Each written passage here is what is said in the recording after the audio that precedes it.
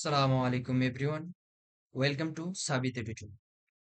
আমরা পূর্ববর্তীতে যে ভিডিওগুলো দেখেছি, যে সূত্রের প্রতিপাদন, সেই সূত্রগুলো থেকে একটি আজকে গণিত করব।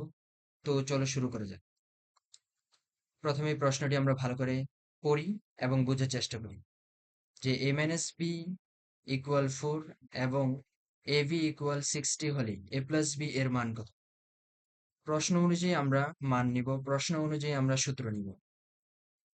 তো সমাধান করা যাক। সমাধান দেওয়া আছে a minus b equal 4 and ab equal to 60। আমরা জানি যে a plus b হোল স্কয়ারের সূত্র দুইটা রয়েছে, যেটা আমি পূর্ববর্তী এক ভিডিওতে দিয়ে দিছি।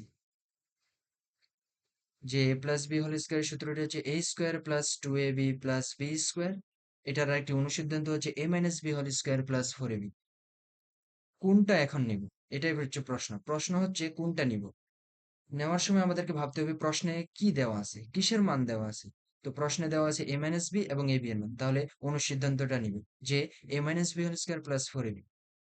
এখন আমরা সচরাচর মানগুলো বসাই দিব। a মাইনাস বি এর মান 4 বসাই দিলাম, এ বি এর মান 60 বসাই দিলাম। তারপর a plus B whole square, এটাকে স্কয়ার করলে 16 এবং 4 ইন্টু 60 কে গুণ করলে 240 মান বসিয়ে পাই, বা a plus B whole square equal এই 16 প্লাস 240, এই দুইটা যোগ করলে 256 বের হলো।